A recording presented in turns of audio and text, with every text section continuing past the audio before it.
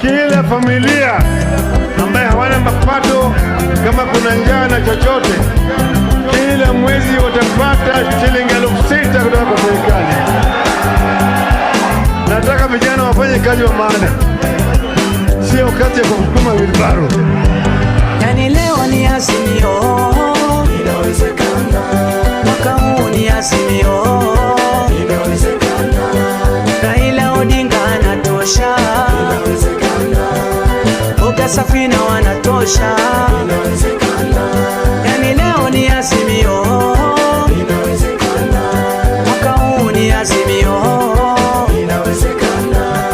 Raila Odinga anatosha, inawezekana. Boga Safina wanatosha, inawezekana. Rero ni rero, ayangu rero ni rero. Rero ni rero, jamani rero ni rero. Baba Tinga fire, fire, fire, fire. Azimio fire, fire, fire, fire. Tuko na baba Kea, 6,000 ziwe mfukoni. Mengi yatatokea, maendeleo paka mashinani. Kwa kilimo biashara, Boga Safi anatenda. Miradi kwa kina mama, na mashule yatajenga. Hata watunza wa mama wajane, hata basari watoto wasome. Hata watunza wa mama wajane. Boga Safi, kazi safi, wale moja. Yani leo ni Azimio, inawezekana. Mwaka huu ni Azimio, inawezekana. Raila Odinga anatosha, inawezekana. Boga Safina wanatosha, inawezekana. Yani leo ni Azimio, inawezekana. Mwaka huu ni Azimio, inawezekana. Raila Odinga anatosha, inawezekana. Boga Safina wanatosha, inawezekana. Baba Raila Odinga, mtetezi wa anyonge. Boga na mama Safina, kazi safi muzire. Safina anomayo mikono wagire. Boga uchitapa kazi uzire. Tonda watabu Raila uchibira Safina. Tonda watabu uchibira ye Boga baba. Yani leo ni Azimio, inawezekana. Mwaka huu ni Azimio, inawezekana. Raila Odinga anatosha, inawezekana. Boga Safina wanatosha, inawezekana. Yani leo ni Azimio, inawezekana. Mwaka huu ni Azimio, inawezekana. Raila Odinga anatosha, inawezekana. Boga Safina wanatosha, inawezekana. Raila ndo Mandela wetu, yeye ni wetu. Kaleta ugatuzi kwetu, mkombozi raisi wetu, miaka 5 ni yako we baba. Ulete mifano Nairobi, Mombasa. Tuko tayari na baba, tusonge mbele. Tuko tayari, Azimio lifike kilele. Tuko tayari na baba, tusonge mbele. Tuko tayari, Azimio lifike kilele. Hili ndilo jeshi la baba Raila Amolo Odinga, tukiwa na mama Charity Ngilu, Martha Karua, Peter Kenneth, Kanini Kega, James Orengo, Kalonzo Musyoka, Junet Mohamed, na bila kusahau Hassan Ali Jo 001. Nisalimie mama Safina Kwekwe, mwambie hapa ndo timu shindi, tunakwenda na boga safi, mambo safi. Fire! Fire! Fire! Vijana fire! Vijana fire! Asanteni sana.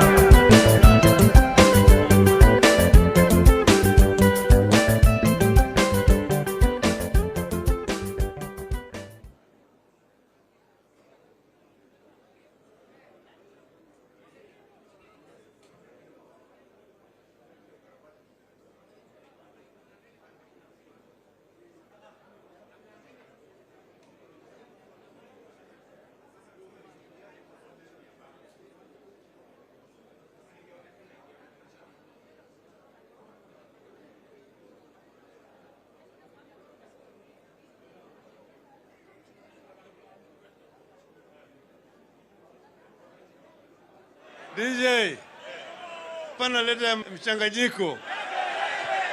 Nataka lero lero ni lero, lero lero ni lero.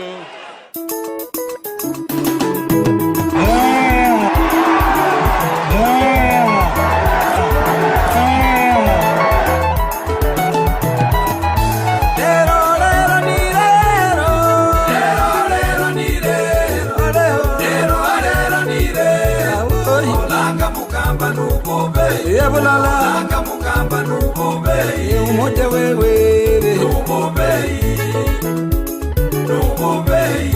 Leo ni leo, leo ni leo, leo ni leo. Asemaye kesho ni muwango, asemaye kesho ni muwango, mama ni muwango, ni muwango.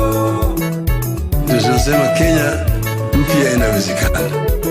Inawezekana. Leo ni leo. Na inawezekana. Inawezekana. Leo ni leo. Kenya mpya inawezekana. Inawezekana. Leo ni leo. Nchi ambayo kuna raha na ustawi. Inawezekana. Na inawezekana. Leo ni leo.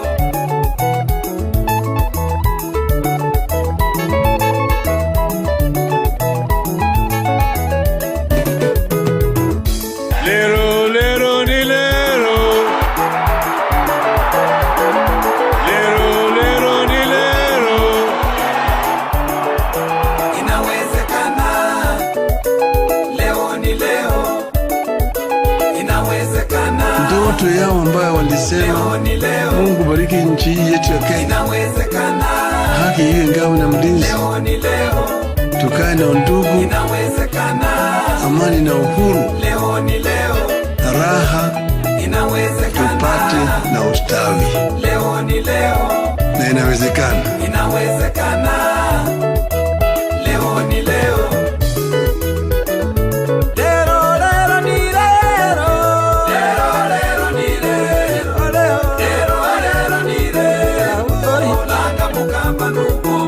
Langa mukamba nubobe, umoja wewe nubobe, nubobe. Leo ni leo, leo ni leo, leo ni leo. Asemaye kesho ni muwango, asemaye kesho ni muwango, mama ni muwango, ni muwango.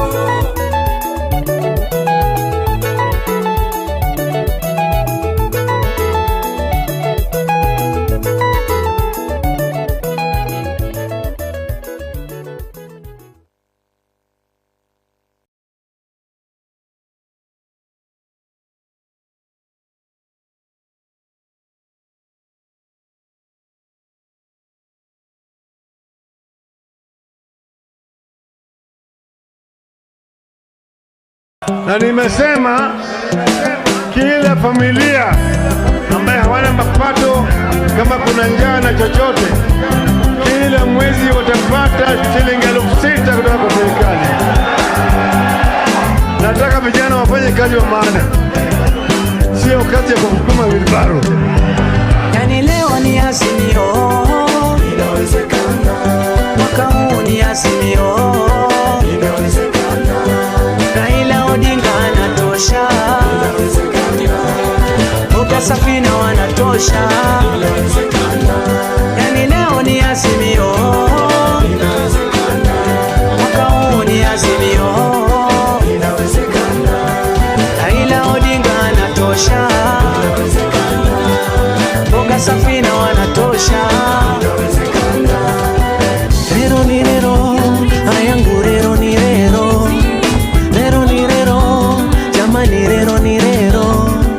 Baba Tinga fire, fire, fire, fire. Azimio fire, fire, fire, fire. Tuko na baba Kea, 6,000 ziwe mfukoni. Mengi yatatokea, maendeleo mpaka mashinani. Kwa kilimo biashara, Boga Safi anatenda. Miradi kwa kina mama, mama shule atajenga. Hata watunza wa mama wajane, hata basari watoto wasome. Hata watunza wa mama wajane. Boga Safi, kazi safi kwa lemoja. Yani leo ni Azimio, inawezekana. Mwaka huu ni Azimio, inawezekana. Raila Odinga anatosha, inawezekana. Boga Safina wanatosha, inawezekana. Yani leo ni Azimio, inawezekana. Mwaka huu ni Azimio, inawezekana. Raila Odinga anatosha, inawezekana. Boga Safina wanatosha, inawezekana. Baba Raila Odinga, mtetezi wa anyonje, Boga na mama Safina, kazi safi muzire Safina, anomayo mikono uwagwire. Boga uchitapa kazi uzire, tonda watabu Raila uchigwira Safina, tonda watabu uchigwira ye Boga baba. Yani leo ni Azimio, inawezekana. Mwaka huu ni Azimio, inawezekana. Raila Odinga anatosha, inawezekana. Boga Safina wanatosha, inawezekana. Yani leo ni Azimio, inawezekana. Mwaka huu ni Azimio, inawezekana. Raila Odinga anatosha, inawezekana. Boga Safina wanatosha, inawezekana. Raila ndo Mandela wetu, yeye ni wetu, kaleta ugatuzi kwetu, mkombozi wetu. Miaka 5 ni yako we baba, ulete mifano Nairobi, Mombasa. Tuko tayari na baba, tusonge mbele. Tuko tayari, Azimio lifike kilele. Tuko tayari na baba, tusonge mbele. Tuko tayari, Azimio lifike kilele. Ili ndilo jeshi la baba Raila Amolo Odinga, tukiwa na mama Charity Ngilu, Martha Karua, Peter Kenneth, Kanini Kega, James Orengo, Kalonzo Musyoka, Junet Mohamed, na bila kusahau Hassan Adjo 001. Nisalimie mama Safina Kwekwe, mwambie hapa ndo timu ushindi, tunakwenda na Boga Safi, mambo safi. Fire! Fire! Fire! Vijana fire! Vijana fire! Asanteni sana.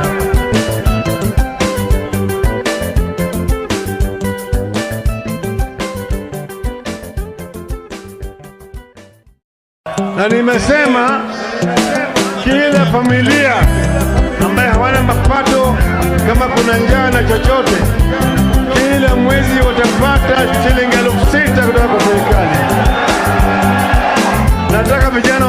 kazi wa maana, sio kazi ya kusukuma wilbaro. Yani leo ni Azimio, inawezekana. Mwaka huu ni Azimio, inawezekana.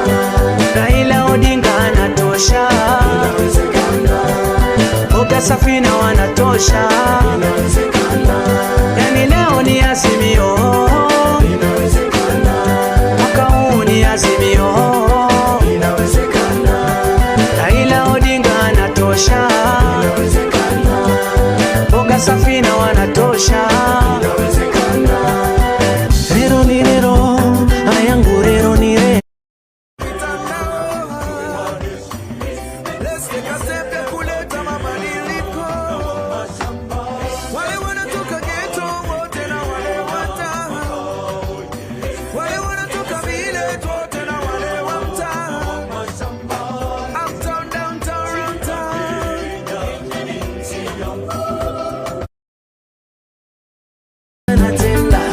Miradi kwa kina mama na mashule yatajenga, hata watunza wa mama wajane, hata basari watoto wasome, hata watunza wa mama wajane. Boga safi, kazi safi, wale moja. Yani leo ni Azimio, inawezekana. Mwaka huu ni Azimio, inawezekana. Raila Odinga anatosha, inawezekana. Boga Safina wanatosha, inawezekana. Yani leo ni Azimio, inawezekana. Mwaka huu ni Azimio, inawezekana. Raila Odinga anatosha, inawezekana. Boga Safina wanatosha, inawezekana. Baba Raila Odinga, mtetezi wa anyonje, boga na mama Safina, kazi safi muzire Safina, anomayo mikono uwagire, boga uchitapa kazi uzire, tonda watabu Raila uchigbira Safina, tonda watabu uchigbira ye boga baba. Yani leo ni Azimio, inawezekana. Mwaka huu ni Azimio, inawezekana. Raila Odinga anatosha, inawezekana. Boga Safina wanatosha, inawezekana. Yani leo ni Azimio, inawezekana. Mwaka huu ni Azimio, inawezekana. Raila Odinga anatosha, inawezekana. Boga Safina wanatosha, inawezekana. Raila ndo Mandela wetu, yeye ni wetu, kaleta ugatuzi kwetu, mkombozi wetu. Miaka mitano ni yako we baba, ulete mifano Nairobi, Mombasa. Tuko tayari na baba, tusonge mbele. Tuko tayari Azimio lifike kilele. Tuko tayari na baba, tusonge mbele. Tuko tayari Azimio lifike kilele. Ili ndilo jeshi la baba Raila Amolo Odinga, tukiwa na mama Charity Ngilu, Martha Karua, Peter Kenneth, Kanini Kega, James Orengo, Kalonzo Musyoka, Junet Mohamed, na bila kusahau Asana Adjo 001. Nisalimie mama Safina Kwekwe, mwambie hapa ndo timu ushindi, tunakwenda na boga safi, mambo safi. Fire! Fire! Fire! Vijana fire! Vijana fire! Asanteni sana.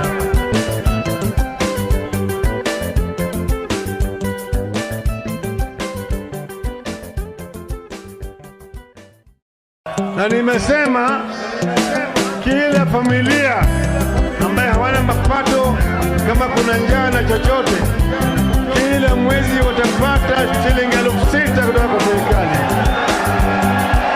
Nataka vijana wafanye kazi wa maana, sio kazi ya kusukuma wilbaro. Yani leo ni Azimio, inawezekana. Azimio. Raila Odinga anatosha, Oga Safina wanatosha, yani leo ni Azimio, mwaka huu ni Azimio. Raila Odinga anatosha, Oga Safina wanatosha.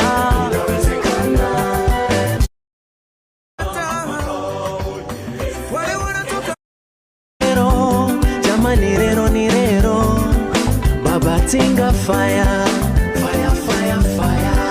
Azimio fire, fire, fire, fire. Tuko na baba kea, 6,000 ziwe mfukoni. Mengi yatatokea, maendeleo mpaka mashinani. Kwa kilimo biashara, Oga Safi anatenda. Miradi kwa kina mama, mama shule yatajenga. Hata watunza wa mama wajane, hata basari watoto wasome. Hata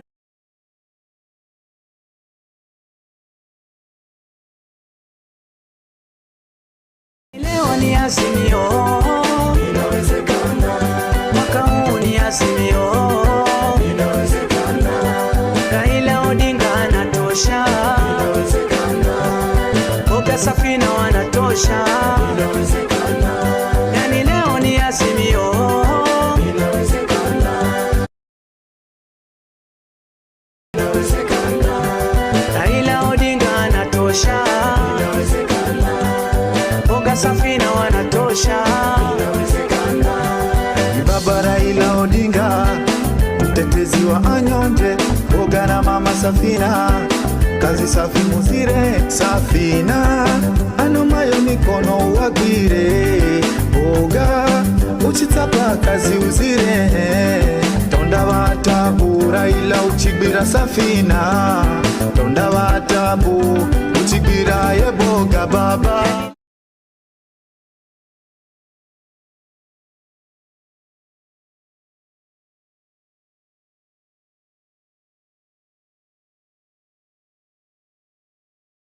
Na kushirikiana na Rais William Ruto. Kumbuka kwamba vile Rais William Ruto kwa upande wake amekuwa akisisitiza kwamba ni wakati ambapo nchi sasa inafaa kushirikiana, kuweko na uwiano kutoka pande zote za nchi, kuwajumuisha viongozi wote. Lakini sijui kama tunatarajia watu zaidi kujiunga na mkataba huu au kujiunga na mrengo huu. Naam, ni safari ambayo imeanza tu, kwa hivyo lolote linawezekana, na kwamba yote yanawezekana pamoja na ushirikiano huu ambao unaanza. Na kwa sasa ni stakabadhi tu zinaendelea kuchambuliwa na makatibu wa vyama.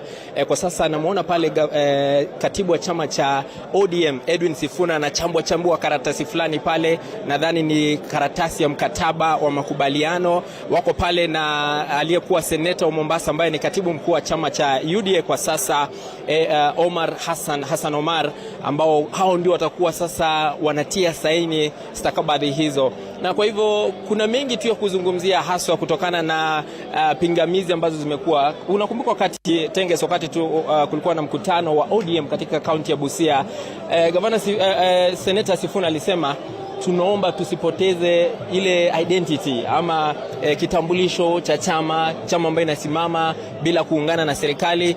Na sijui itakuwa vipi kweli kwa katibu Sifuna kwa sasa, kwa sababu hali inaelekea safari imeng'oa nanga sasa.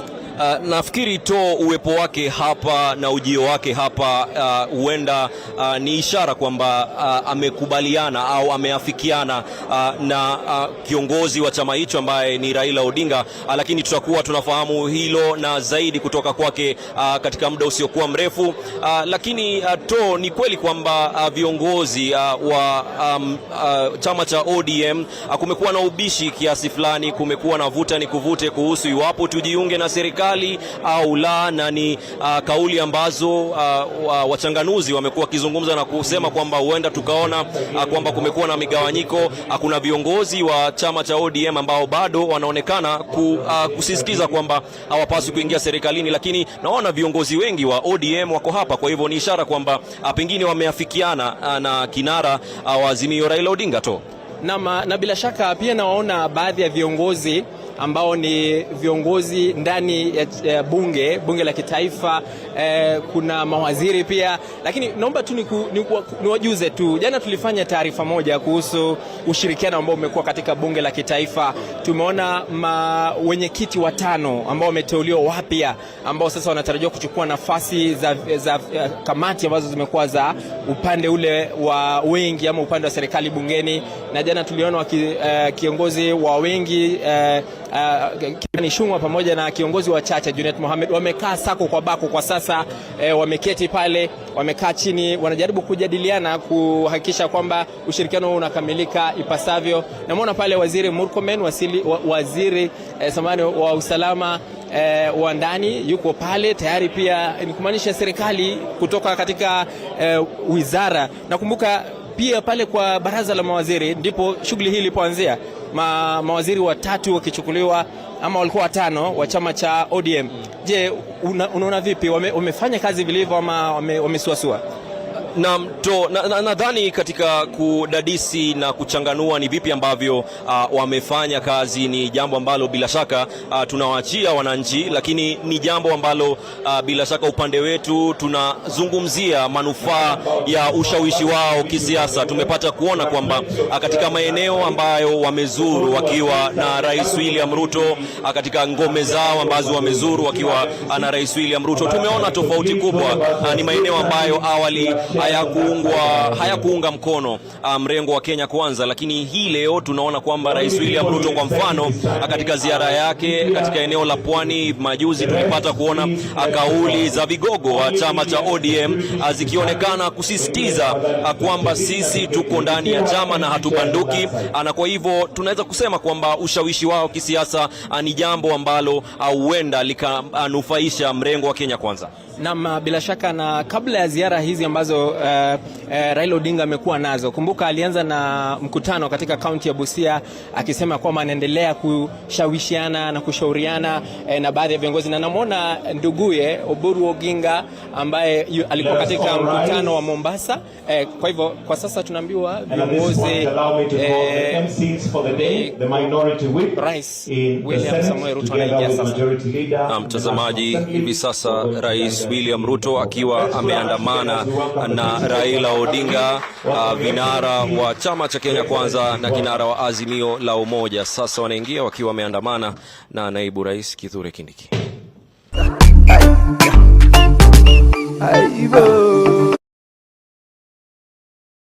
Leader in the National Assembly who are going to guide us in the program. Let's put our hands together as we welcome the principals who are now coming in.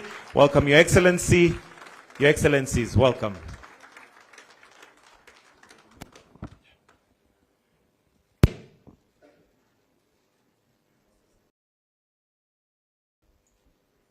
And please let us all remain standing.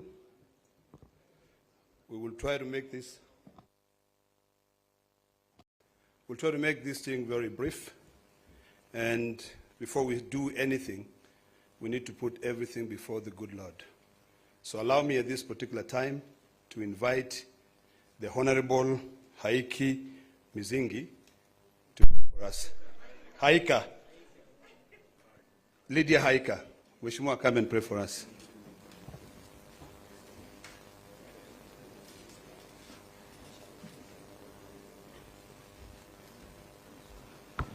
Asante sana, na tuamini na tuombe. Mungu Baba Mwenyezi, tunakuja mbele zako asubuhi ya leo tukilisifu na kulitukuza jina lako. Tunakushukuru Mungu kwa ajili ya nguvu, afya na uhai uliotupatia. Tunakushukuru pia kwa ajili ya nchi yetu Kenya na viongozi wote uliotupatia. Siku ya leo tunakukabidhi mikononi mwako, ya kwamba yoyote atakayotendeka hapa, maongezi na yote ambayo atakayofanyika hapa, Mungu, ya kupendeze na yawe ni ya kufaa katika nchi yetu ya Kenya. Na ni katika jina la Yesu nimeomba na kuamini. Please remain standing as I request the Honorable Abdi Salama to come and say a prayer for us.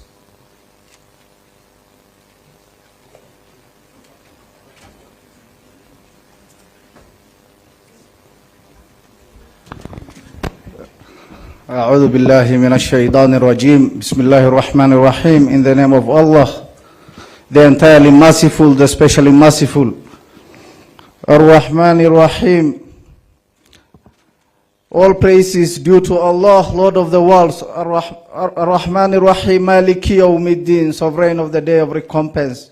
Iyaka na'budu wa iyaka nasta'in, guide us to the straight path. You have evoked your anger or those who have gone astray. Oh God, oh Allah, make us among those who cooperate in righteousness and piety. Oh Allah, make us among those who strive for justice and not for discord. Oh Allah, make our affairs easy for us and guide us to what you love and you are pleased with. Oh Allah, bring our hearts together, reconcile between us and guide us to the paths of peace. Amen, amen, amen. Please kindly remain standing for our national anthem.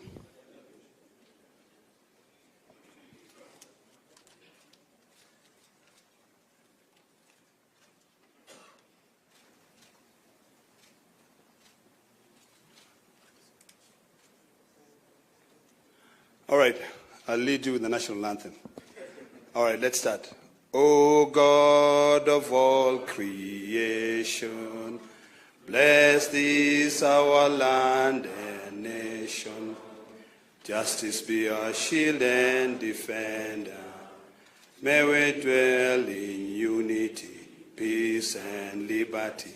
Plenty be found within our borders. You may kindly take your seats. Unfortunately, I don't know how to sing the East African national anthem. But because this is a party affair, na leo hii ndio mimi nimekubali baba ni baba ya kila mtu kweli. Now, allow me to request the two Secretary Generals, the distinguished senator, the former senator, but actually still a senator, the SG Omar Hassan, to be able to come in front. I would also request SG Edwin Sifuna, Senator, CBS.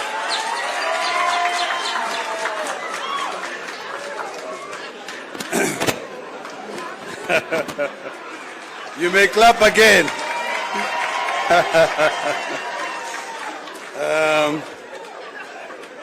Very good. All right. All right, thank you. Now listen, you know, mimi nimwambia baba ni baba ya nani? Kila mtu. Na sasa ukiona SG amesimama hapa, tumpigie baba makofi. Ama namna gani? Now, Bwana SG, this is a very important function for us, and I'm going to request, can you please get the statement?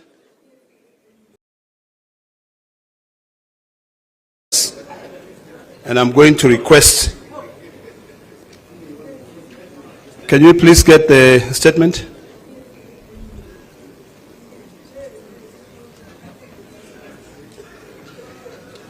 All right, very good. I'm going to request Senator Sifuna, CBS, to be able to read the first 5 stanzas, and then you can be able to, paragraphs, and then I can invite the colleague. Thank you, Senator Ledama. Your Excellencies, the President, I've been requested to pause.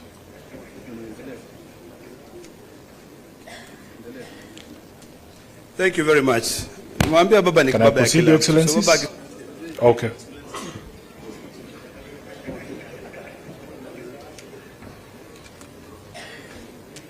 Thank you very much. Mwambia baba ni baba ya kila mtu. So baba akisema fanya hivi lazima mfanye hivyo. I think all of you know where we've come from. Today is a very important day for all of us, because the unity of this country is greater than the interests of any of us. And when you see me standing here, it means a lot to me. But I've decided to follow the footstep of our two very distinguished and eminent leaders in this republic to be able to bring the entire country together so that we can do away with a constant fight. So today, from the wisdom of His Excellency, President William Arap Ruto, and His Excellency, Right Honorable Prime Minister, they have sat down together and agreed that it's about time for us to end all these bickering, all these fights, and put this country first. I want to appreciate the wisdom of these two leaders. I want to thank them. And I want to remind them that this generation and the generations to come will be able to remember this occasion. It has taken a lot, trust me. But patience is everything. I actually never thought that I'll be standing here today to be able to usher in my two SGs. Unajua rungu yangu ilivunjika bwana. Lakini mbele, it's the most important. Unajua mali ilivunjika Junet. But today we are here to sign, or the two leaders will be signing an expression of interest to work together. It is imperative that we all find areas that we can be able to work together, and I believe that the details will be provided with you in time. So without wasting so much time, let me now take this opportunity to invite the distinguished senator from Nairobi, SG Edward Sifuna, CBS, to be able to read the first 5 paragraphs. And I would kindly request you to actually remain silent so that you can internalize and you can be able to demystify the meaning of this agreement. Welcome, Banasia. Thank you, Senator Ledama, Your Excellency the President, Your Excellency Prime Minister Raila Odinga, Your Excellency the Deputy President, all leaders present here, all protocols observed. My name is Edwin Sifuna. I am the Senator of Nairobi, and I am standing here in my capacity as the Secretary General of the Orange Democratic Movement. Your Excellency, in the capacity as SG, I have certain constitutional duties, and that is why I'm standing here to execute those duties in accordance with the Constitution of ODM. We have taken the liberty to read out this Memorandum of Understanding so that we are all clear on what it is and what it is not. We are all clear on what it is and what it is not. As SG, I want to confirm that this document has been processed through the relevant party organs. And Your Excellency, I have here in this room members of the party's central committee who I'll just request to stand up so that they confirm that this is a decision of an organ of the party. Please stand up if you're a member of the Central Committee of ODM. Thank you very much. You may be seated. We are going to take turns with my counterpart to read out this MOU. It is titled Memorandum of Understanding to Resolve the Social, Economic and Political Challenges Facing Kenya 2025. Realizing that Kenya has gone through a long period of political crisis and conflict that has hampered the nation's potential for development and improving the livelihoods of our people. Noting that such crises have often resulted into demonstrations by our people demanding their rights, with the state often resulting to brutal suppression of such demonstrations that unfortunately lead to loss of life as well as property. Acknowledging that the nation will not develop without reinforcing democratic governance and the rule of law, conscious that the decay in democratic governance is expressed through skewed allocation of resources, ethnic intolerance and marginalization, corruption, and noting that devolution, though intended to strengthen democratic governance and development at the grassroots, is systematically undermined and starved of funds. Now, therefore, His Excellency President Dr. William Samoei Ruto, CGH, and the Right Honorable Raila Odinga, EGH, being the party leaders of the largest political parties in Kenya, and bearing the greatest political responsibility, acknowledge the need in setting up a broad platform for collaboration and cooperation between all political forces and other stakeholders in the Kenyan society to address these long-standing challenges that threaten our nationhood. As a first step towards this collaboration, His Excellency President Dr. William Samoei Ruto, CGH, and the Right Honorable Raila Odinga did set up the National Dialogue Committee in the year 2023 and hereby make this resolution on the initiatives that must be undertaken to instill further confidence in the country. While this memorandum does not define the formation of a political coalition between the respective political parties, its successful implementation will inform the basis of steps towards the establishment of a progressive and stable country. Now, therefore, the two leaders commit and resolve to collaborate and cooperate with each other by conducting broad-based consultations between themselves on the key issues identified below. Number one, the full implementation of the National Dialogue Committee report, the NADCO report. Priority issues in the NADCO process, like the cost of living, youth unemployment, establishing a framework for the implementation of the 2/3 gender rule, have been the topics of discussion for far too long and now must be actualized. Number two, inclusivity in all spheres of public life. Kenya belongs to all persons, regardless of their ethnicity, religion, generation, or geographic location. All Kenyans are equal and all are entitled to an equitable budgetary resource allocation and opportunities in public appointments. Further, though the Constitution of Kenya is clear on the rights of minorities and the marginalized people in the country, not enough has been done almost 15 years later to uphold these rights by fully implementing the provisions of the Constitution. Third, protecting and strengthening devolution.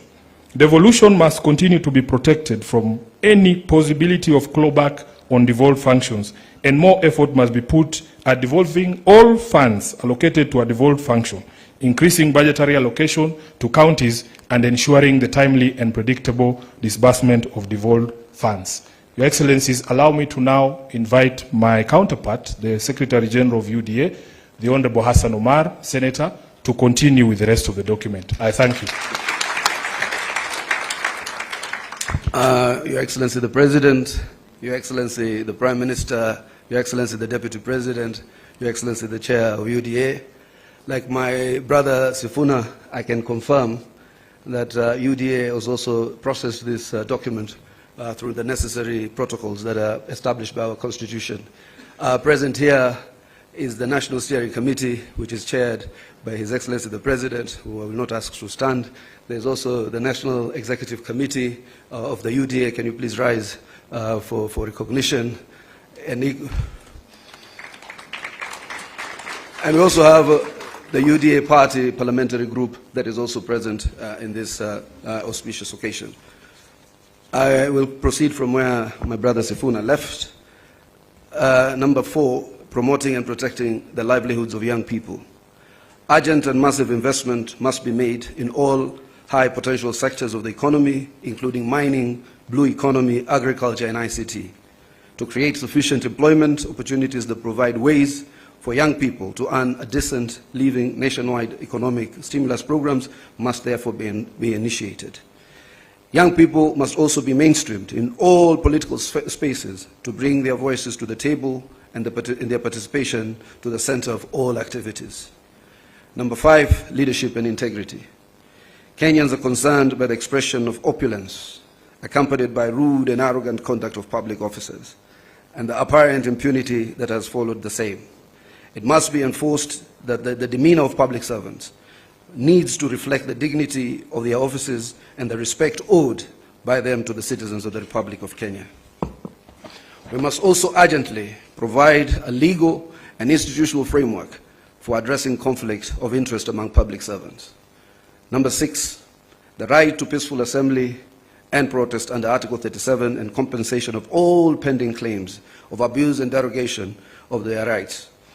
Derogation of the rights to peaceful assembly and protest remains one of the most shameful realities of the excesses of the Kenya's law and order responses since independence. The effort to uphold this right must now involve not just the taking of responsibility by officers who break the law, but also by compensation of the victims of these derogations. An amnesty must be granted to all those who are charged for offenses based on the exercise of their right to peaceful assembly. The National Police Service must update their methods and processes of dealing with demonstrations and assemblies when they are held, and particularly when they have to be managed or contained. 7, the national debt. The urgent audit must be conducted of how much has been borrowed in the past and how it has been used. Going forward, we must stop the ballooning of the national debt and ensure accountability for future borrowing. Lastly, we must ensure that borrowed money is used in all manners that grants an equitable benefit to all Kenyans in every region of the country, since payments are made by all from taxes regardless of their locations. Number 8, the fight against corruption. Kenya needs to move from talk to action. We must move from the fight against corruption to winning the war against corruption. We must enhance the capacity of institutions that enforce accountability, and particularly the offices of the Auditor General, the Controller of Budget, and the Ethics and Anti-Corruption Commission. 9, stopping wastage of public resources and promoting government efficiency. A new ethos of public expenditure in both national and county governments must be inculcated in a manner that promotes austerity, justification, and effectiveness in the use of public resources. Number 10, protecting and promoting the sovereignty of the people, the rule of law, and constitutionalism. The rule of law requires that government and its officers to obey court orders and only challenge the validity of judicial pronouncements through legal processes. The spectre of abductions and extrajudicial killings do not bode well for democracy. Suppression of constitutional freedoms, including speech, expression, assembly, and media, must stop. Furthermore, political parties, being key pillars of democratic participation, must be strengthened. The two leaders resolve to respect the identity and integrity of all political parties and to ensure respect and implementation of the provisions of the Political Parties Act. The dialogue and collaboration between the two leaders shall achieve its objectives by A, holding regular consultations on pressing issues of interest to the people of Kenya. B, exchanging expertise and information on the best practices in governance and of the Republic of Kenya. Let me read that again. Exchanging expertise and information on best practices in the governance of the Republic of Kenya. And the two leaders shall deploy their political infrastructure to examine the above matters and any other issues requiring their attention, and shall engage necessary expertise that will assist them in addressing the matters arising. Signed, His Excellency Dr. William Samoei Ruto, CGH, Party Leader of the UDA, and also to be signed by His Excellency the Right Honorable Raila Odinga, EGH, Party Leader of the Orange Democratic Movement, on the 24th day of March 2025. Let us appreciate the two distinguished senators. And now, before I call my co-MC, may I request that the table be brought here? We have the dates. It's 7th of March. But you'll be able to see it actually. Before I call my co-MC, the majority leader, can I please request that table and seat to be brought here so that the two leaders can be able to come and sign? And now, allow me to hand over the mic to my co-MC, a man I couldn't see eye to eye, but now I'm seeing eye to eye, Kimani Ichung'wah, to take over from there. Thank you very much. Thank you, my co-MC, Senator Ledama. Your Excellency, as the stage is set, as my co-MC, Senator Ledama, has said, we are here to witness as you and His Excellency Right Honorable Prime Minister Raila Odinga sign this MOU, which forms a framework of how we will work together as the two largest political parties. Your Excellency, as you've been told, you and His Excellency the Prime Minister are leaders of the two largest political parties in the country. That means, Your Excellency, that you also bear a greater responsibility than any other political parties or political leaders in the country. And with that responsibility, Your Excellency, you and Prime Minister are expected to bear the responsibility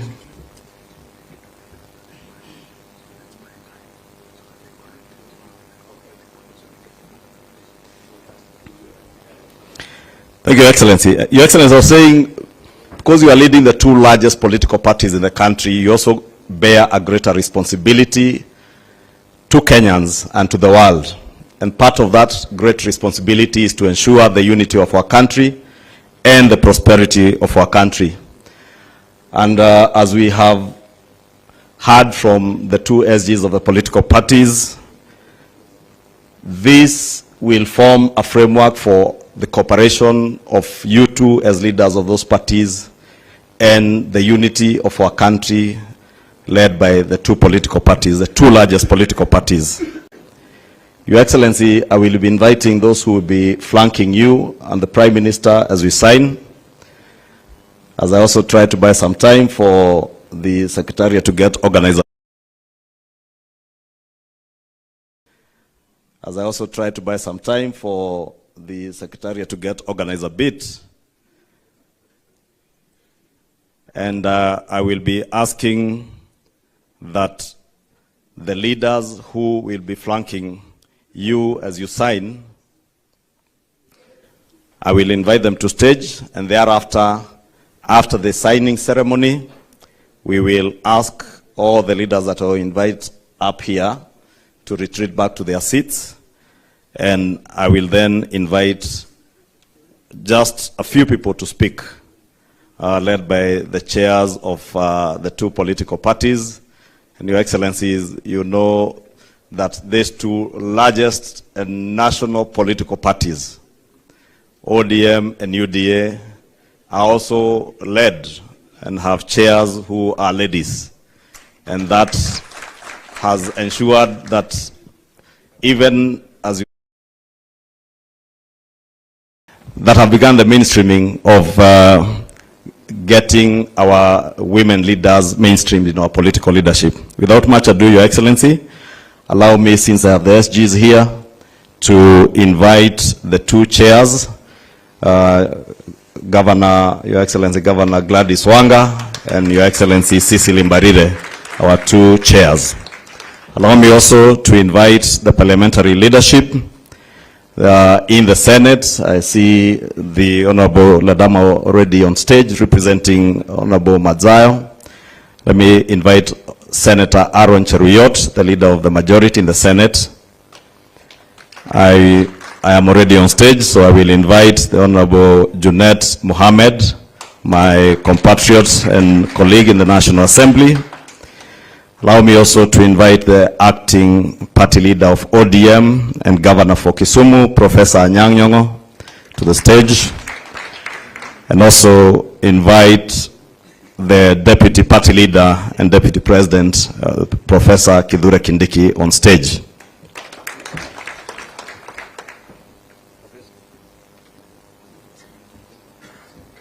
Once you are all settled, Professor, you go to the other side. Professor Kithure Kindiki, Deputy President, to the right. You can also see these two largest political parties are the only parties with professors in their leadership and have women chairs. It is now my singular honor to invite the Right Honorable Prime Minister, His Excellency Raila Amolo Odinga, Baba wa kila mtu, to stage.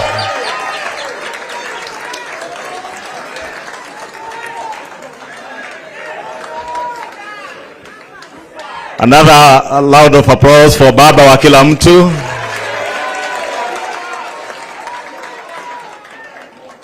Now finally to invite His Excellency the President of the Republic of Kenya and the party leader of UDA to the stage. The Secretary Generals of the two political parties, you will take the documents and please, you may take your seats. The two SGs, you will show our party leaders the pages to sign.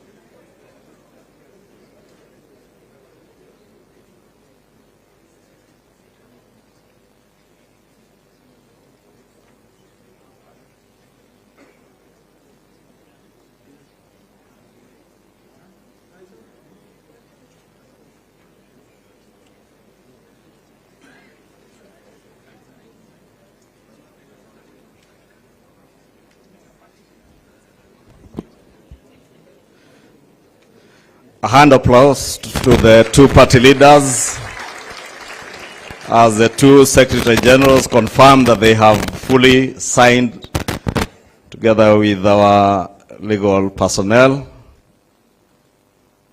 Wakili Paul Mwangi and Wakili Kamodho Adrian. I will now invite the two Secretary Generals to display the closed copies of the memorandum that have been signed.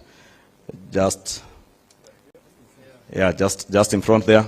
You can open the first page, SG. There. Just open the front page and display for a photo session. Front page. Front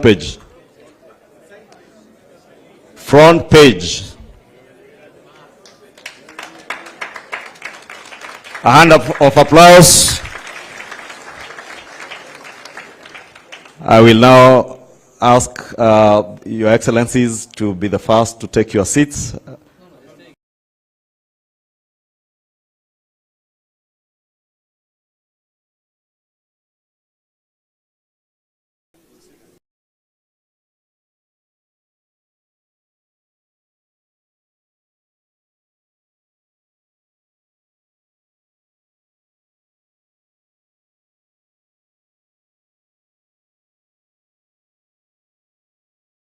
We will try to be very quick. I will now want to invite the chairperson of the ODM party to make her very brief remarks.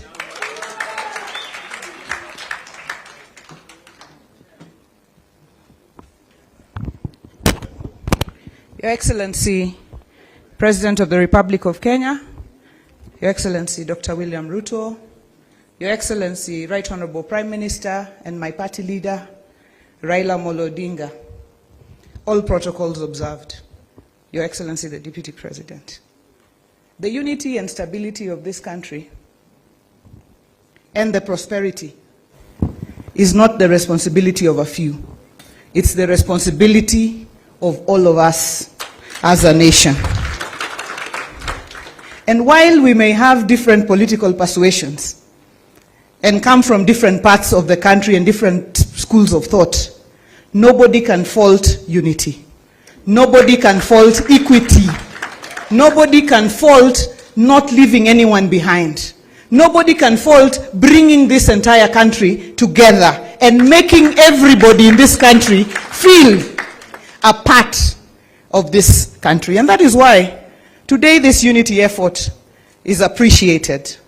And I'd like to state it from my own school of thought, that this unity that you have put together today, Your Excellency and my party leader, is not about the two of you. Because Baba here has seen it all. In fact, he has enough for his and all generations. His Excellency the President has sat on all positions. So in my thinking, this unity is for the young people of this country. It's for all of us. It's for the women. It's for the marginalized. It's for those Kenyans who have felt like they have never been part of Kenya because have always been left behind. And let me state in conclusion, as the national chairman of the ODM party, and as I say, the largest party south of Sahara and north of River Limpopo, the ODM party, our party leader, and on behalf of this party, officials and members across the country, all 47 branches, we are behind this unity, we are behind this agreement, we will support it, we will support the broad-based arrangement, na tuko pamoja mpaka mwisho. Asante and God bless Kenya. Thank you, Governor Wanga. It's now my pleasure to invite my party chair and the governor for Embu, Honorable Sisi Limbarire, on stage.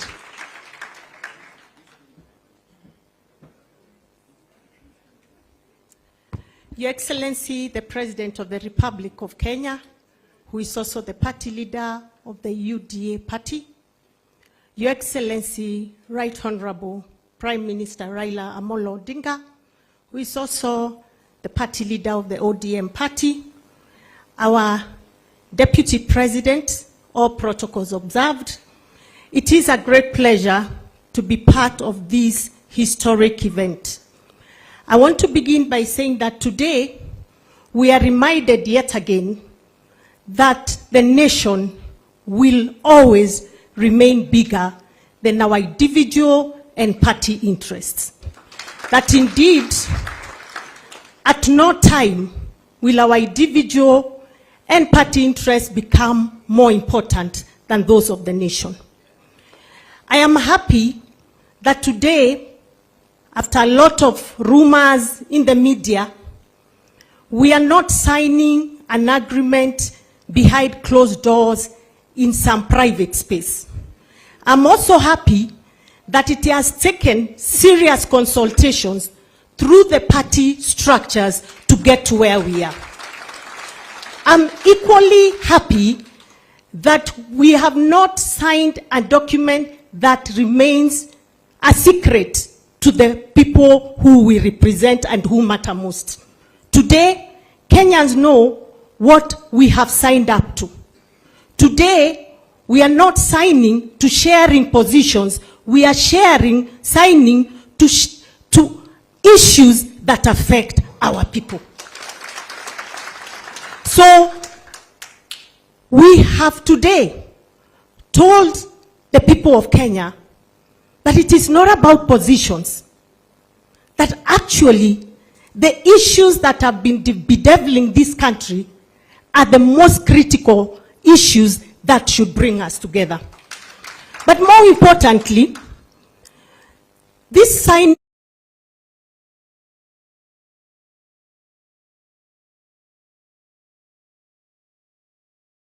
for me means a lot. Because what does it mean to me? That going forward, we are no longer going to organize our politics at the regional level. We are no longer going to organize our politics at the tribal level. We are going to organize our politics around issues that affect our people. And you are the tough guys, but you realized how important your decisions are to the nation. To the politicians out there who are still stuck to regionalism, we are telling them nationalism is bigger than regionalism. To the leaders out there that believe belonging to the minority means you have no voice, we are telling you today the minority too have a voice in this great nation. To the leaders out there who continue to draw us back to where we come from, we are telling them we are moving forward as one united Kenya. Long live Kenya, long live the ODM party, and long live the UDA party. Thank you very much. Thank you. Our party chair. It's now my honor to invite the acting party leader of ODM and governor for Kisumu, Professor Anyang' Nyong'o, who I also fondly refer to as old boy, not because he's older than me, but because we went to the same school. It is called the Alliance High School. For those who do not know. Bwana Yesu asifiwe. Hallelujah. Thank you very much. Your Excellency, the President, William Samoei Ruto, and my party leader, Raila Odinga. I will not say much. The two ladies have said it all. But there is a Christian saying that goes that once to every man and nation comes a moment to decide. Then it is the brave man chooses while the coward stands aside. Bwana Yesu asifiwe. We see here two brave men who at this point in time in Kenya's history have decided to make an important decision. We must pray for them. It is not going to be easy. Your bed is not made of roses. It is made of thorns. And the thorns are these people here. Not you individually, but you as a collective. Why? Because this decision is going to lead to a lot of demands. Because it might produce results. And those results will not be easy to produce. And therefore I'm saying here that it's us collectively who are present here today to witness this great occasion, to go out there and support the two brave men. Once to every man and nation comes a moment to decide. Then it is the brave man chooses, while the coward stands aside. Thank you very much. Thank you, Governor Nyong'o. Your Excellencies, that is it in terms of our party chairs and our party leaders, and mine now just to invite our deputy party leader and deputy president to invite you and take over as MC from now onwards. And Your Excellency, as you have been told, this framework for cooperation is a cooperation not just for the unity of our country, but also to synergize our strengths as the two largest political parties in this country, and for the prosperity of all the people of Kenya, all without excluding anyone. Thank you very much, and now my honor to invite the Deputy President, the other professor, Professor Kithure Kindiki, who for the record also attended the same school with the governor for Mombasa and the governor for Nairobi. And Kimani Ichung'wah was in the other school. Your Excellencies, William Ruto and Raila Odinga, my task is to moderate the last and remaining part of this event. As I do that, allow me, Your Excellencies, to say two things. The first is to say I am a proud Kenyan to see what is happening here today, because as other speakers have said, courageous decisions are made by courageous people. Easy and flimsy decisions are made by weak people. And therefore, our coming here to witness this decision is a testament that the future of Kenya looks great, courtesy of the decisions that the two of you have made.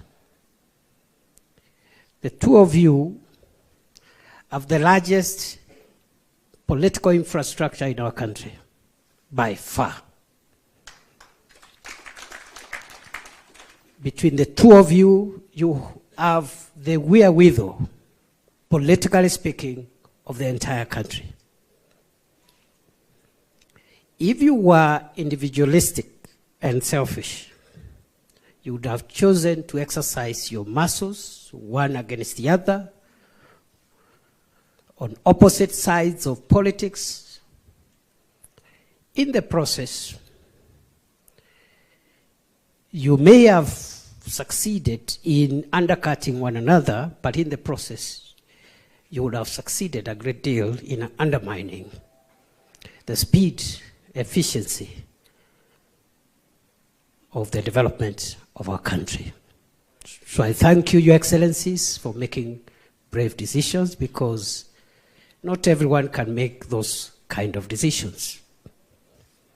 Many people, even claiming to be leaders, are weak, so they make weak decisions. They make selfish decisions. They make sectarian decisions. They make decisions that only serve to their interest as opposed to the interest of society as a whole. And I dare say, Your Excellencies, that strong leaders think the nation. Weak leaders think division. Congratulations. The second and last point I want to make, Your Excellency, again, is the remarkable convergence of ideology that I see in the coming together of ODM and UDA. I have listened carefully to the joint script that was read by the two Secretary Generals, very carefully. In between, I can confirm, as a long-standing student of constitutional law, practice, and government, that between the two parties, because I could see the language from ODM, the language from UDA, the issues raised here, which we pray under your leadership jointly, you'll help us pursue them as a country. Those issues will resolve the things that have held Kenya back all this long. And therefore, those who have spent time, years, decades investing in division, investing in negative ethnicity, investing in parochial and petty dreams, their journey has come to an end. I want to thank you, Your Excellencies. We wish you well, and I know I speak on behalf of all my colleagues from both ODM and UDA. We wish you well, because if you succeed in leading us, Kenya will succeed. And therefore, I am happy, Your Excellency, and allow me now, so that we climax this event with two speeches. And I'm going to invite the first speaker, Your Excellency, Raila Odinga. Welcome, Your Excellency.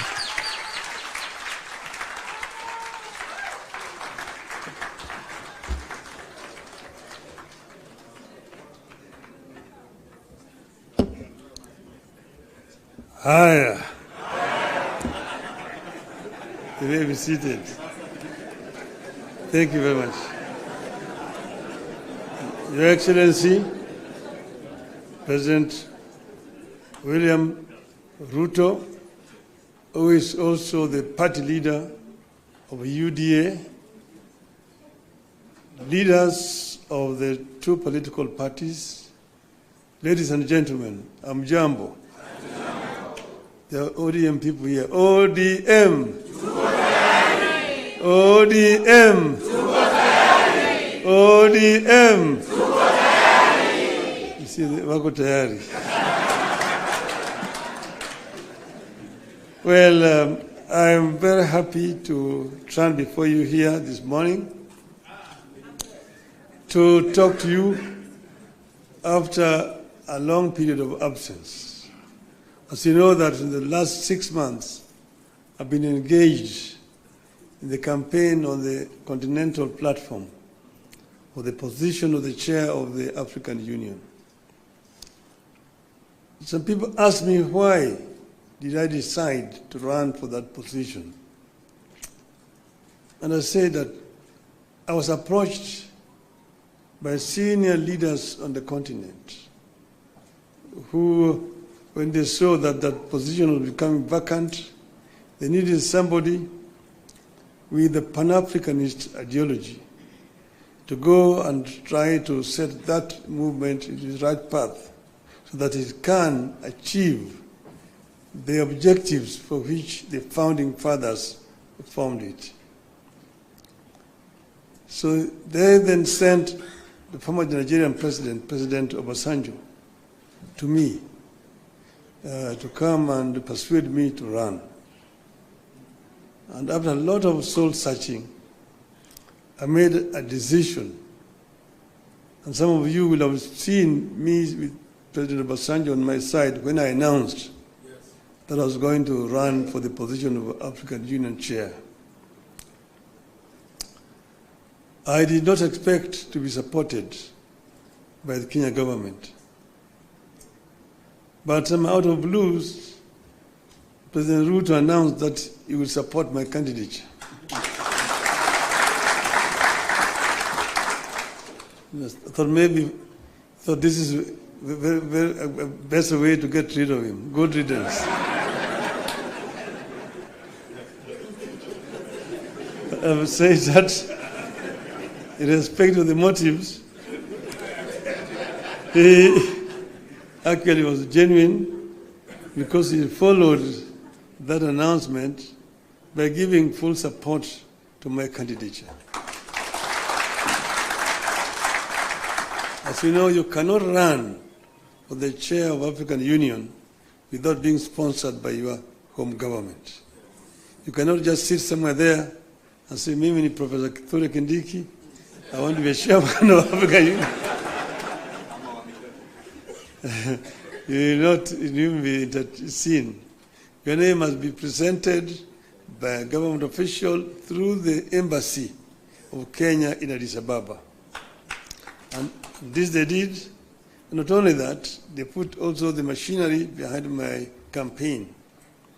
And Mr. President Ruto himself called various presidents and made an appointment for me, and also persuaded them to support my candidature.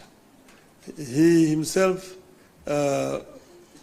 invited the president from East Africa here in Nairobi to basically adopt me as a candidate for the Eastern region.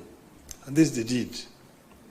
So Kenyan ambassadors in all those foreign countries were also informed and that they would support my candidature. And whenever I went to, they received me at the airport, took me to the hotels, and also took me to meet with the president. I was able to meet more than 40 presidents on the continent. And I traveled Africa from east to west, south to north, like never before. As you know that I have been the high representative of the AU on issues of infrastructure. So I'm not actually strange to these issues, to the continent. But it gave me a better opportunity to now understand problems facing many African countries firsthand from the leadership of the continent. As you know that our continent has suffered seriously from innovations from outside. First was the slave trade that took so many of able manpower across the shores to go and work in the building of Americas, both North America and South America. Some were taken to Arabia, some were incarcerated there and died there. So that was the first. Then came colonialism, where they went and set somewhere in Berlin and partitioned Africa according to their interests. British, French, Italian, Portuguese, and so on and so forth. So Africa has suffered seriously. That was colonialism. Then when Africans fought for independence, they granted it, but it was a flag. But then there was also neocolonialism that came about, and Africa has continued to be marginalized. So I saw this and came up with a program of how we were going to deal with these issues. We campaigned strongly, and we went to Addis Ababa quite confident of victory. Before I went there, the women here, Orange women in Nairobi, organized a prayer meeting for me in Bomas of Kenya. And they prayed for my success. And I told them that they were only going to do two outcomes in Addis. One, we would win, in which case we would have succeeded. The other one, we would lose, but we would also have succeeded. Because I told them why? We will come back home. So east and or west, home is west. So we are here. So when I came back, I went to meet with the president in Mombasa to thank him for the support that the government had given me during that campaign.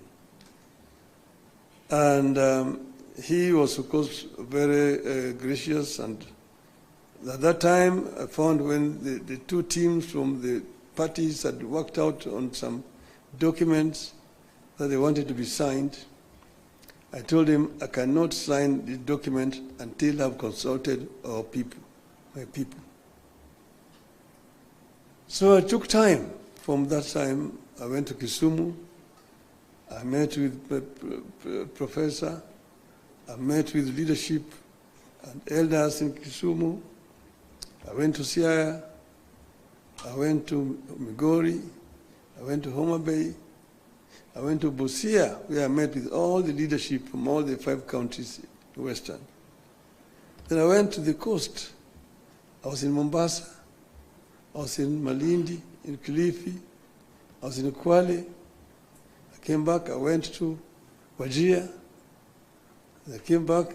Yesterday I was in Kisii. I was in Narok. I was in Nairobi, here in this same building here with leadership of Nairobi. That is what you call random sampling. And I think I managed to get the feeling of my people, my supporters. And that's the reason why I am today able and confident to sign this document. So I want to say this, I have some notes. Today, you have signed a memorandum of understanding between Orange Democratic Movement and the United Democratic Alliance. The carrier goal of the MOU is to help ease the prevailing tensions in the country, reconcile the population, alleviate their suffering, and move the country forward by addressing the critical social, political, and economic issues our people are grappling with today. As leaders of the largest political parties in the country, we arrived at the understanding that in a time of significant changes and challenges to our nation, it is not enough to merely grandstand or stand aside and criticize, easy as those may be. They say, any madman can kick down a barn, but it takes a good carpenter to build one. We have agreed to help build a barn for our country, rather than merely kick down what we have. We have agreed to use our parties as a broad platform, bringing together various voices, opinions, and concerns to address the critical challenges facing the country through a formation that is truly national and inclusive in outlook. A core problem we agreed to prioritize is youth unemployment and resulting hopelessness that has made them easy fodder in political contests in which there is nothing tangible for them. In this MOU, we agree to embark on steps to realign the country's economic, social, and political priorities to address the youth agenda that has progressively fallen behind in the last 62 years of our independence. Through this MOU, we commit to uphold the Constitution, the rule of law, and respect for human rights. Importantly, we pledge to tackle unemployment, cost of living, crippling poverty, inequality, and failure of the institutions that have been eroded by inefficiency and corruption over the decades, making them unable to deliver to Kenyans. We seek a more equitable country in which all peoples of all backgrounds are included in the enjoyment of socio-economic benefits and are equal members of one indivisible nation. All Kenyans must feel that they belong here by right and the right to access, without any form of discrimination, whatever Kenya has to offer. We commit to protect and to strengthen devolution as a machinery for ensuring a more inclusive development across the country. In this regard, we will be tabling a proposal that the unbundling of functions that has been recently concluded, counties should get not less than 450 billion shillings in the 2025-2026 financial year. We will also seek the faithful flow of funds to political parties, being vehicles for the channeling of hopes and aspirations of the people.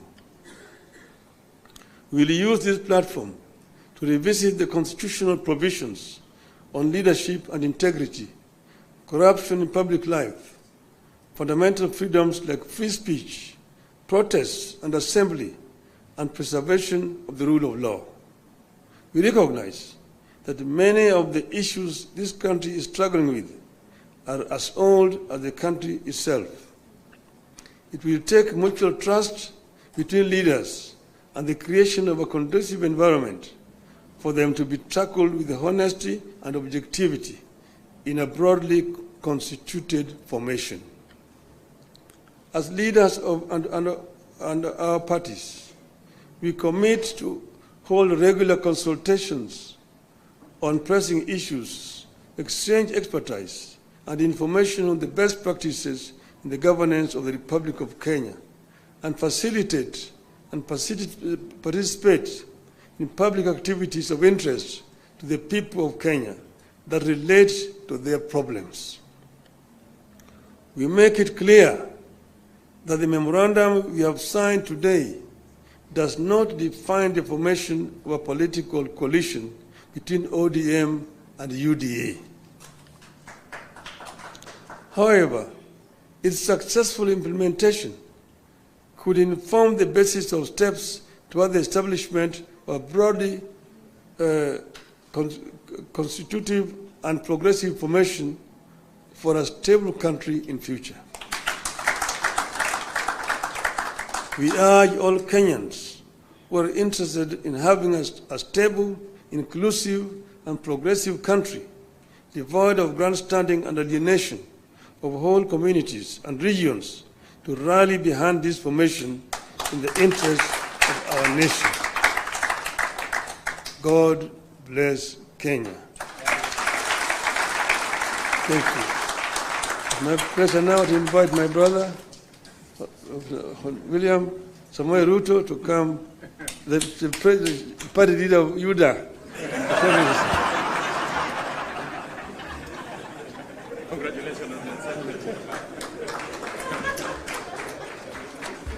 Thank you very much, the Honorable Prime Minister, and please let's take our seats.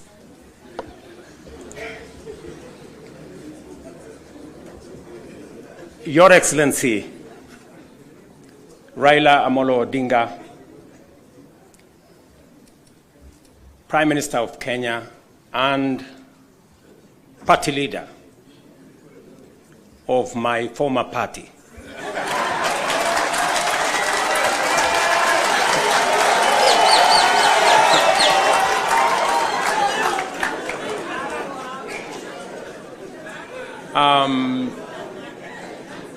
Your Excellency, the Deputy President of the Republic of Kenya, Excellencies, leaders of both UDA and ODM, distinguished ladies and gentlemen, good afternoon. Hamjambo.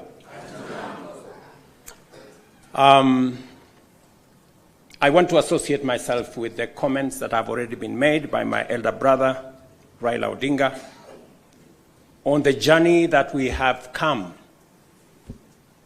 as our two political formations. When His Excellency Raila Odinga decided to run for the position of Africa Union Commission Chair, it was obvious to me that Number one, as a citizen of this country, I owed him support. And it was also clear to me that knowing him as a Pan-Africanist, as a leader with experience, and that he had immense understanding of issues Africa, he qualified for not just my support, but that of the government of Kenya. And that is why we went out of our way to support his candidature. As he has said, there were many propositions about his candidature. There are those who said my support for Raila Odinga was so that I could exit him from the stage. But there are those also who told me that by supporting the Honorable Raila Odinga and by him being the chair of Africa Union, I will be empowering him so that he can come and compete with me.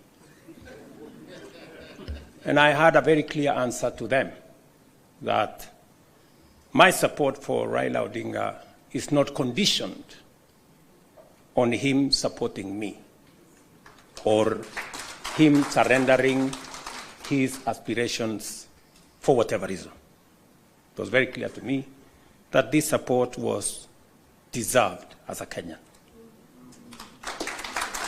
And I said then, and I will say again, that the Honorable Raila Odinga was a great candidate. He went out of his way. He ran a beautiful campaign, and I am very proud of his candidature, the outcome notwithstanding. And when he came back, we have been working together in the broad-based arrangement that we have, that is inspired not by what is in it for me or him, but how we can close ranks and deal with the issues that affect the people of Kenya. And that brings us to this moment. And I must congratulate the Honorable Raila Odinga. By supporting the Honorable Raila Odinga and by him being the chair of Africa Union, I will be empowering him so that he can come and compete with me.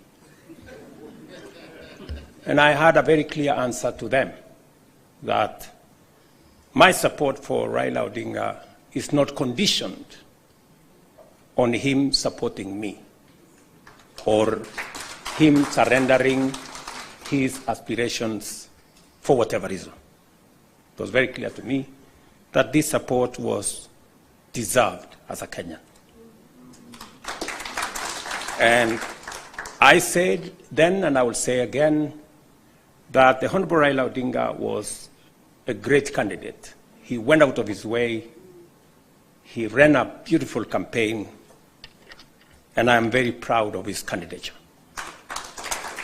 the outcome notwithstanding. And when he came back, we have been working together in the broad-based arrangement that we have, that is inspired not by what is in it for me or him, but how we can close ranks and deal with the issues that affect the people of Kenya. And that brings us to this moment. And I must congratulate the Honorable Raila Odinga and the ODM party for their boldness and courage to take the position for Kenya and for the people of Kenya. That to me is a very bold decision. It's a very courageous decision. It may not be a popular decision, but that does not undermine the fact that it is the right decision to stand with the people of Kenya. And allow me to say that our country is undergoing major shifts across socio-economic and political spheres.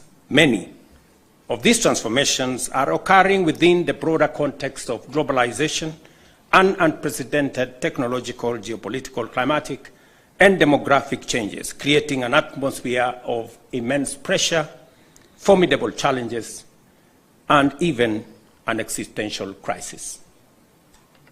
Never before have Kenyans expressed such a deep and widespread yearning for positive change and political, economic, and socio-economic transformation that leaves nobody, no community, no region, no religion behind. The expectation for fundamental progress is unanimous, consistent, intense, and universal across the nation. There is no one part of Kenya that does not yearn for progress and transformation. These aspirations, grounded on our nation's enduring character of boldly pursuing freedom, democratically managing our diverse interests, and engaging progressive institutions such as a clear notice for all of us that the time has come for us to seize this historic opportunity, unite more strongly than ever before, and deliver meaningful change to the Kenyan people.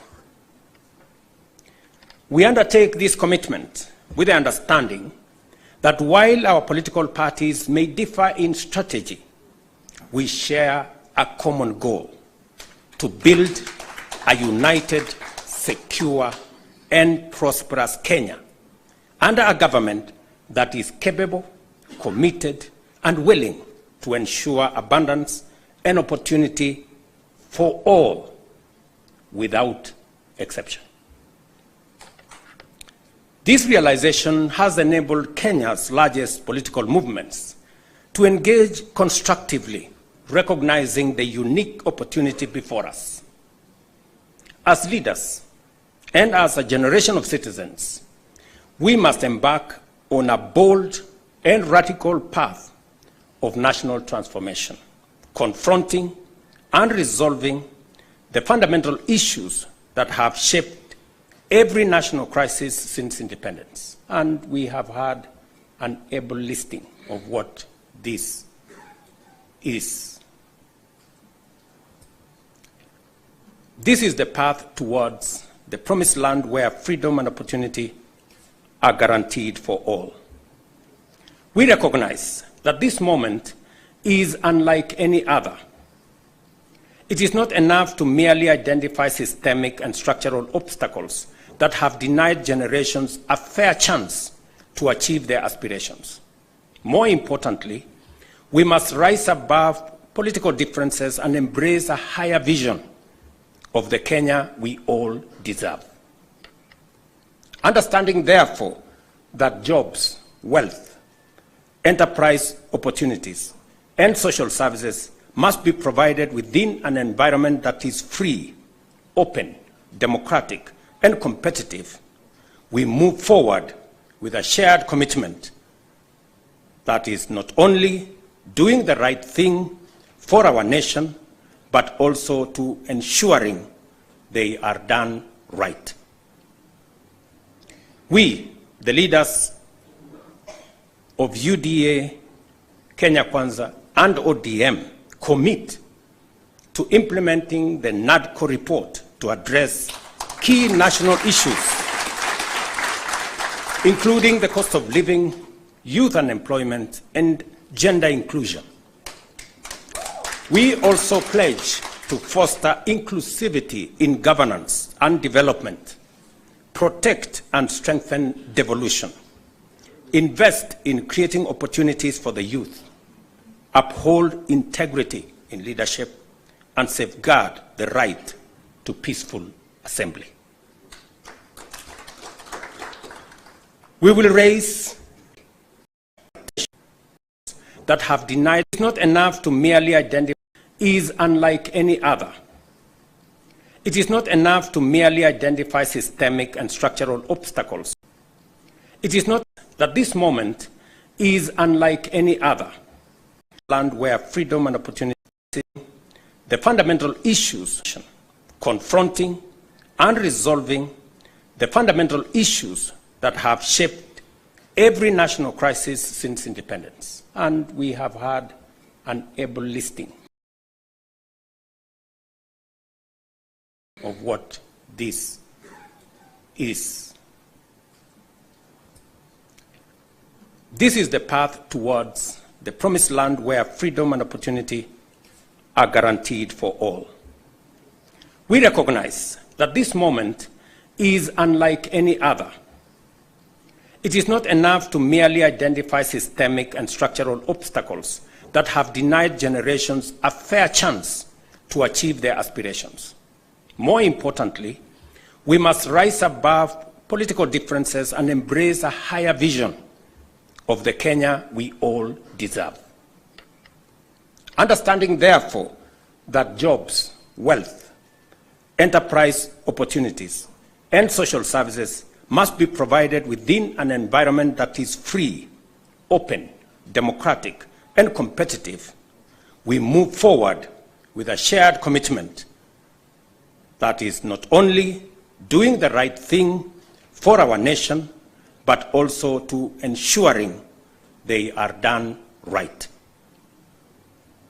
We, the leaders of UDA, Kenya Kwanza, and ODM, commit to implementing the NADCO report to address key national issues, including the cost of living, youth unemployment, and gender inclusion. We also pledge to foster inclusivity in governance and development, protect and strengthen devolution, invest in creating opportunities for the youth, uphold integrity in leadership, and safeguard the right to peaceful assembly. We will raise and manage national resources responsibly to reduce our debt burden by ensuring transparency, responsible borrowing, and an audit of past debts. To realize and to know what has been borrowed, for what purpose, and how is it going to be paid. I attempted to set up this audit. It didn't work. I am confident that under this broad formation, we will now be able to audit our debts. This moment is not about William Ruto or Raila Odinga. This agreement, this memorandum of understanding, is not about sharing positions or winning elections. It is about the people and the interests of Kenya.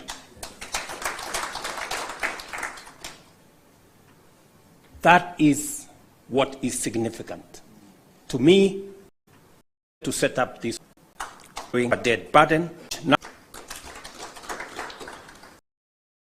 we will raise and manage national resources responsibly to reduce our debt burden by ensuring we will raise and manage national resources responsibly to reduce our debt burden by ensuring transparency, responsible borrowing, and an audit of past debts.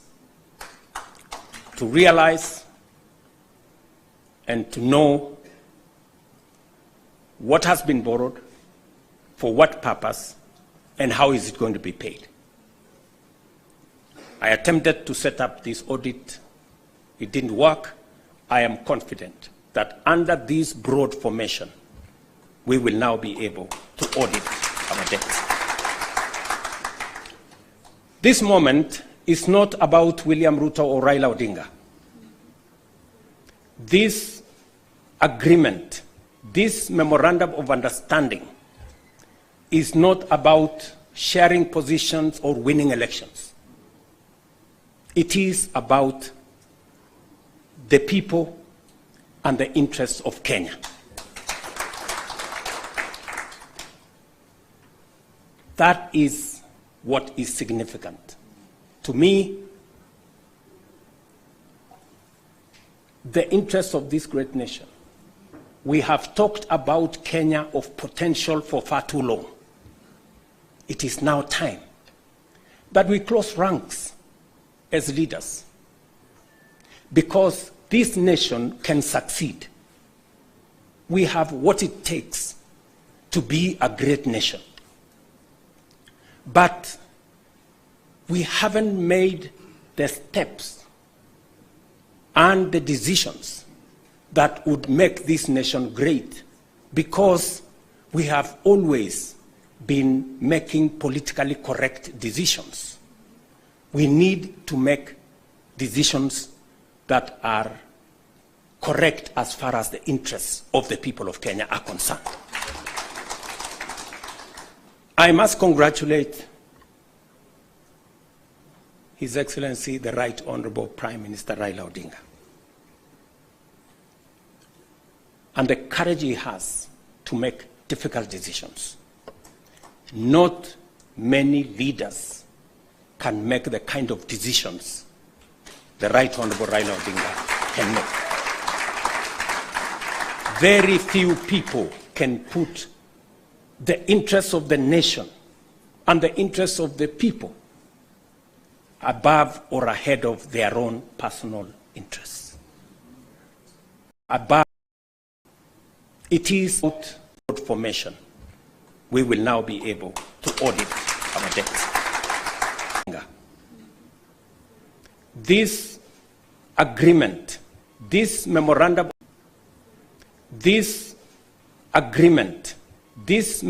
of understanding is not about sharing positions or winning elections. It is about the people and the interests of Kenya. That is what is significant. To me, the interests of this great nation. We have talked about Kenya of potential for far too long. It is now time that we close ranks as leaders, because this nation can succeed. We have what it takes to be a great nation. But we haven't made the steps